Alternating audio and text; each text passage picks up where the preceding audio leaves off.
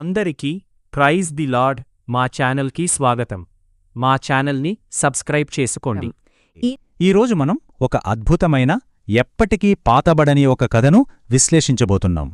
బాధ్యతను తప్పించుకోవాలని చూసిన ఒక వ్యక్తి, అతన్ని వెంబడించిన ఒక అనివార్యమైన పిలుపు, అదే యోనా కథ. అసలు ఏం జరిగిందో తెలుసుకుందాం రండి. సరే, కథలోకి వెళ్లే ముందు ఒక ఆసక్తికరమైన ప్రశ్న వేసుకుందాం. ఒక మనిషి తన విధి నుండి లేదా ఒక బలమైన దైవిక పిలుపు నుండి నిజంగా ఎంత దూరం పారిపోగలడు?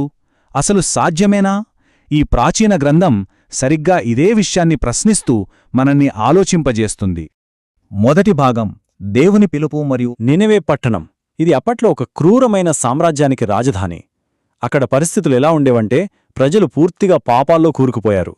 వాళ్ళు నాశనం కాబోతున్నారని హెచ్చరించడానికి దేవుడు యోనా అనే ప్రవక్తనెంచుకుని ఒక ఆజ్ఞ ఇచ్చాడు. కాని ఇక్కడ ఒక పెద్ద సమస్య వచ్చింది. యోనాకు ఆ పట్టణమంటే అస్సల పడదు. తీవ్రమైన అసహ్యం. వాళ్ళు పూర్తిగా నాశనమైపోవాలన్నది అతని లోపలి కోరిక. మరి అలాంటి వాళ్ళను రక్షించే పని యోనా ఎందుకు చేస్తాడు? దీని ఫలితంగా యోనా ఒక సాహసోపేతమైన నిర్ణయం తీసుకున్నాడు. అదేంటంటే, ఏకంగా దేవుని మీదే తిరుగుబాటు. పిలుపు రాగానే దానికి పూర్తి వ్యతిరేక దిశలో ఉన్న తర్షీషుకు పారిపోవడానికి ఒక ఓడ ఎక్కేశాడు. అంటే ఆ దైవిక ఆజ్ఞ నుండి వీలైనంత దూరంగా భౌతికంగా తప్పించుకుని పారిపోవాలని అతని ప్లాన్ అన్నమాట. రెండవ భాగం, సముద్రంలో మహాతుఫాను. ఓడ దిగువ భాగాన యోనా ఏమీ ఎరగనట్టు ప్రశాంతంగా నిద్రపోతున్నాడు. కాని బయట పరిస్థితులు మాత్రం పూర్తిగా మారిపోయాయి. భయంకరమైన అల్లకల్లోలం. దేవుడు పంపిన ఒక మహాతుఫానుకు ఓడ మునిగిపోయే పరిస్థితి ఏర్పడింది. నావికులు ప్రాణభయంతో వణికిపోతూ ఎవరి దేవుళ్లను వాళ్లు ప్రార్థిస్తూ చివరికి నిద్రిస్తున్న యోనాను లేపి సహాయమడిగారు. ఇక్కడ ఒక ఆసక్తికరమైన విషయమేంటంటే, ఆ భయంకరమైన తుఫాను మధ్యలో ఇరుకుపోయిన యోనా ఏమాత్రం దాచకుండా ఒక స్పష్టమైన ప్రకటన చేశాడు. తాను ఆకాశమందున్న దేవుడైన యెహోవాను ఆరాధించే హెబ్రీయుడని, ఆయన నుండి తప్పించుకోవడానికే పారిపోతున్నానని నావికుల ముందు ధైర్యంగా ఒప్పేసుకున్నాడు. ఇక్కడ్నుండి సంఘటనలు చాలా వేగంగా మారిపోతాయి. తుఫాను ఆగాలంటే తనను సముద్రంలోకి విసిరేయమని యోనా స్వయంగా వాళ్ళకి చెప్పాడు. పాపం నావికులు మొదట నిరాకరించారు. కాని పరిస్థితి చేయిదాటిపోవడంతో తప్పనిసరి పరిస్థితుల్లో యోనాను సముద్రంలో పడేశారు. ఆశ్చర్యకరంగా వెంటనే సముద్రం శాంతించింది. ఇది చూసి ప్రాణాలతో మిగిలిన ఆ నావికుల్లో దేవుని పట్ల అపారమైన భయం, భక్తి కలిగాయి. మూడవ భాగం, పెద్ద చేప కడుపులో యోనా. సముద్రంలో పడిన యోనా కథ అక్కడితో ముగిసిపోలేదు. దేవుడు ముందుగానే సిద్ధం చేసిన ఒక పెద్ద చేప అతన్ని మింగేసింది. ఊహించండి, ఆ చేప కడుపులో యోనా ఏకంగా 3 పగళ్ళు 3 రాత్రులు గడిపాడు. ఆ భయంకరమైన దట్టమైన చీకటిలో, ఆ ఏకాంతంలో యోనాకు తన తప్పు ఏంటో స్పష్టంగా అర్థమైంది. తీవ్రమైన పశ్చాత్తాపంతో గుండె లోతుల్లోంచి దేవునికి ప్రార్థించాడు. ఆ నిజమైన మార్పును గమనించిన దేవుడు వెంటనే ఆ చేపను ఆజ్ఞాపించగా అది యోనాను సురక్షితంగా పొడి నేలమీద కక్కివేసింది.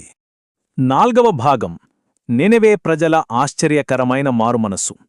ఇక్కడ అసలు ఊహించని ఒక అద్భుతం జరిగింది. ఒక శత్రుపట్టణం మొత్తం ఎలా మారిపోయిందో గమనించండి.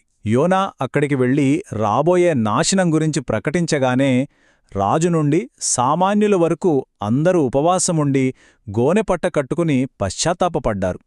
ఈ ఆశ్చర్యకరమైన మార్పును చూసి దేవుడు వారిని కరుణించి పట్టణాన్ని నాశనం చేయకుండా వదిలిశాడు.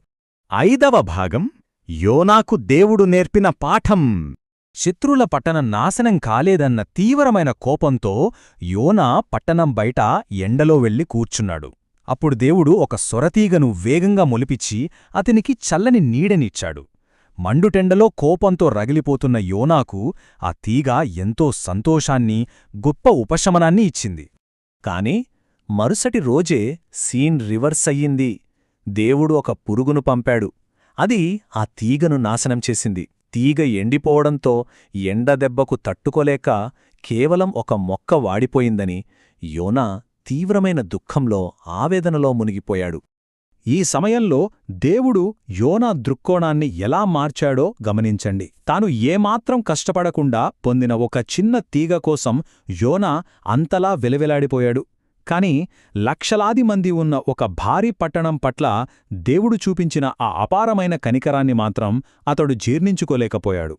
దేవుని క్షమాగుణానికి యోనా కోపానికి మధ్య ఉన్న ఆ వ్యత్యాసం ఇక్కడ చాలా స్పష్టంగా కనిపిస్తుంది.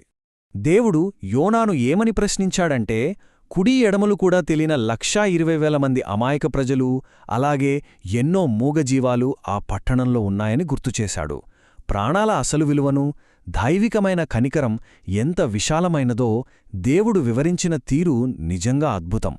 మరి ఈ ప్రాచీన గ్రంథాన్ని విశ్లేషిస్తే మనకు అర్థమయ్యే 3 ప్రధానమైన పాఠాలేమిటి? 1. దేవుని ఆజ్ఞ నుండి ఎవరూ భౌతికంగా పారిపోలేరు. 2. మనస్ఫూర్తిగా పశ్చాత్తాపపడితే ఎవరికైనా శిక్ష నుండి రక్షణ ఖచ్చితంగా లభిస్తుంది. ఇక 3వది, అత్యంత ముఖ్యమైనది, దేవుని ప్రేమ కులమతాలకు, పాత శత్రుత్వాలకు పూర్తిగా అతీతమైనది.